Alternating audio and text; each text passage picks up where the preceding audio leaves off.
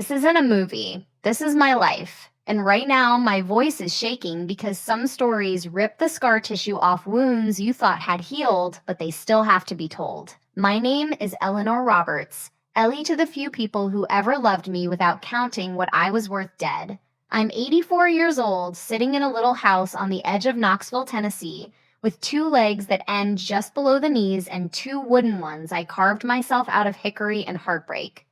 If you stay with me for the next 15 minutes, I'm going to take you back to the morning I woke up in an abandoned hunting cabin in the Smoky Mountains and discovered my only son had drugged me, sawed my legs off with a bone saw he bought on the internet, wrapped the stumps in his old University of Tennessee t-shirts, and driven away smiling because the land, the pension, the savings, everything would finally be his the second I stopped breathing.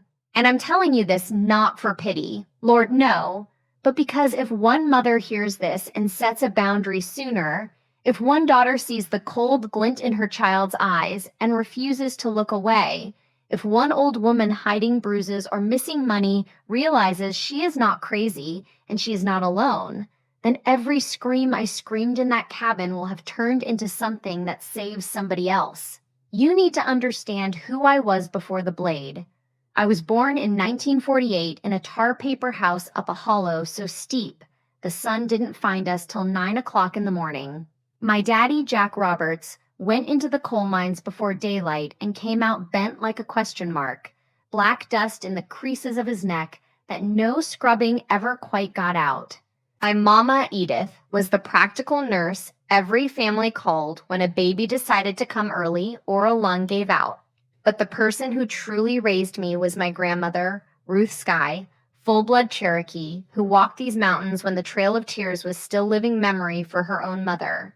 She taught me before I could read that yarrow stops bleeding, that goldenrod fights infection better than penicillin if you know the dose, that the mountain itself will feed you and heal you and hide you if you treat it with respect. She also taught me that blood is not always thicker than greed. I was too young then to understand the warning. At 19, I married Thomas Hargrove, a quiet, gray-eyed TVA engineer, 24 years older than me, who saw something in a barefoot girl with river mud between her toes that made him get down on one knee at a county fair. We lost 5 babies before they could draw breath, each one carving another hollow place inside me. The doctors in Knoxville talked about age gaps and Reich factors. But Grandma Ruth came and sat by my bed after the 5th and said, "The city air is poison to mountain women trying to grow babies. You need red dirt under your feet and pine in your lungs." Thomas heard her. He bought 40 acres up near Cades Cove, built me a little log house with his own hands, and on a full moon night in June of 1972, I finally brought a living child into the world. Caleb James Hargrove, 9 pounds 2 ounces, screaming like he already owned the place. Thomas, 60 years old, cried harder than I did. We called him our miracle, and miracles, I learned the hard way, are the most dangerous things to spoil. Caleb never heard the word no, and lived to tell about it. New boots the day he outgrew the old ones, a Ford truck at 16, college at UT, paid before he even filled out the application. Thomas died of a heart attack when Caleb was 22. Sitting in his recliner watching the Vols with a smile on his face, gone between one heartbeat and the next. The will was simple. Everything to me while I lived, then to Caleb. The land had already tripled in value, tourists and retirees pouring in, developers sniffing like wolves. I felt the shift in my son the day we left the cemetery. The hug lasted half a second too short, his eyes already doing math. He met Lauren Whitaker at a fraternity party in Knoxville, a cool blonde law student whose daddy owned half the commercial dirt in Nashville. She walked into my house the first time wearing 4-inch heels on my pine floors and looked around like she was pricing the furniture for auction. I heard her later on the porch whisper, "Quaint, very pioneer chic," and Caleb laughed with her.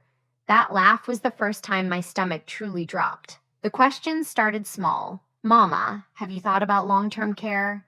"Mama, that ridge above the creek would be perfect for view lots." "Mama, when's the last time you updated the will?" I smiled, changed the subject, told myself I was being paranoid. Mothers do that. We rewrite reality because the alternative is a pain too sharp to survive. Then came the weekend that ended my old life. Caleb called on a Thursday, voice bright as summer corn. Mama, Lauren and I found the perfect spot higher up the mountain, an old hunting cabin on 20 private acres. We want to fix it up as a family retreat. Come spend the night, just us. I was lonely. My friends were dying off, the house too quiet since Thomas left it. I packed cornbread and my good quilt like a fool walking into a trap with a ribbon on it. The road climbed until the pavement quit, then the gravel quit, then the ruts got so deep the truck scraped. When we stopped, it was almost dark, the cabin sagging under a stand of hemlock, no lights for miles. Lauren stayed in the truck, fighting a migraine. Caleb carried my bag inside, lit a propane lantern, set a kettle on the little stove. He brought me tea in my favorite blue mug I hadn't seen in years. He must have taken it from my kitchen weeks earlier. Drink up, Mama. It'll relax you after the drive. Chamomile and honey, he said. I drank because my boy made it for me. 10 minutes later, the lantern started swimming. The last thing I saw clearly was Caleb checking his watch. I woke to a pain so big it had its own heartbeat. My mouth tasted like copper and betrayal. The lantern was still burning low, throwing shadows that danced like devils. I tried to sit up, and the world tilted worse than the tea ever made it. That's when I looked down and saw. My legs ended in 2 bloody bandages just below the knees, the fabric already brown and stiff. On the table, 1-gallon jug of water, 6 cans of Vienna sausages, a sleeve of saltine crackers, and a cheap flip phone that showed 0 bars no matter where I dragged myself to hold it up. There was a note in Caleb's handwriting. I'm sorry it had to be this way, but you wouldn't let go. Give it a week. It'll be easier on everyone. He underlined everyone twice. I screamed until my voice shredded. I screamed his name until it stopped sounding like a name and started sounding like a curse. Then the bleeding started again, and I had to crawl, literally crawl, through my own blood to the door because the jug of water was across the room and I understood the rules now. Suffer long enough for him to file the papers, then die quietly so the inheritance could flow. But something older than fear woke up in me. Grandma Ruth's voice, clear as spring water. Child, the mountain won't let you die if you listen. I dragged my ruined body out onto the porch at dawn, dirt grinding into the wounds. And there they were, yarrow blooming right beside the steps like it had been waiting for me. Plantain broadleaf perfect for drawing infection. Goldenrod already gone to seed. I cried and laughed at the same time, tasting blood and snot and hope. With my teeth and my fingernails, I gathered what I could, mashed it on a flat rock, packed the poultice onto the stumps while the pain tried to drag me under. I passed out with green slime drying on my skin and woke to fever dreams of Caleb as a little boy chasing fireflies, calling Mama, Mama, look what I caught. And then the dream shifted, and he was holding the bone saw and the fireflies were my severed feet dancing in a jar. The first week, I bargained with God. The second week, I cursed him. The third week, I stopped talking to anyone but the trees. I learned to move like an animal, elbows and palms and sheer spite. I found a little creek 200 yards downhill and dragged myself there every day for water.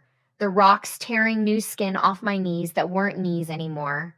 I ate cattail roots and sourwood leaves and once a rattlesnake that was slower than me, cooked it on a fire I built with strikes from a rock and the anger burning in my chest. Every night I added one more promise to the stars. I will live long enough to look him in the eye and watch him try to explain this to a jury. Unsplurred. I built crutches that broke, built better ones, built legs out of hickory and deer hide and pine pitch, legs that hurt like sin but held my weight.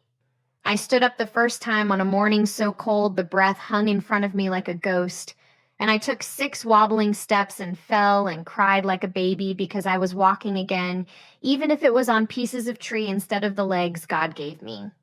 I got good enough to range a mile from the cabin, good enough to set snares, good enough to plant a row of beans with seeds I found in mouse nests.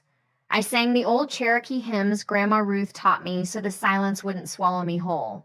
And every time despair tried to crawl into bed with me, I remembered the flip phone dying in my hand while I begged it to find one single bar, and I got mad all over again, and that anger was better than morphine. 5 months and 12 days after he left me, 4 botanists from the University of Tennessee followed a patch of unusually healthy ginseng straight to my door. They found a wild-eyed old woman with waist-long gray hair tangled like briars, skin baked brown by the sun, standing on wooden legs I'd carved myself, tending a medicine garden that shouldn't have existed. When I told them who I was and what my son had done, the youngest one, a girl barely 30, dropped to her knees and vomited in the dirt. They carried me out on a litter made of rhododendron branches, and the last thing I did before leaving that cabin was kneel, kiss the ground, and whisper thank you to the mountain that kept its promise. The rest is public record. Caleb and Lauren were arrested before I even reached the hospital. He'd already held my funeral, closed casket because of decomposition, collected the insurance, started selling off the ridge for luxury cabins with names like Skyview Estates. The jury took less than 2 hours. 30 years for him, 25 for her. I watched him led away in handcuffs and felt nothing, not hate, not love, just a vast, echoing emptiness where my little boy used to live. I got it all back. The land, the money, the life he tried to erase. But I'm not the woman he tried to kill. That woman died screaming in the dirt. The one who walked out of the mountains is someone new. I teach now 3 days a week in the projects of East Knoxville, girls who've been told they're nothing, showing them how the weeds growing through sidewalk cracks can stop bleeding, kill pain, save a life. I still have the first pair of wooden legs I carved. They hang on the wall like battle armor. Some nights when the stumps ache, I put them on and walk the ridge behind my house just to remind myself I can. People ask if I've forgiven him. Forgiveness is a pretty word we use when we want the story to end neatly. I don't forgive. I transcended. I took the worst thing a child can do to his mother and I turned it into medicine. Every girl who learns from me that her hands can heal instead of hurt. Every elder who hears my story and changes her locks or her will. Every time someone chooses not to look away from the greed in their own family's eyes, that's the real sentence I passed on Caleb. He thought he buried me.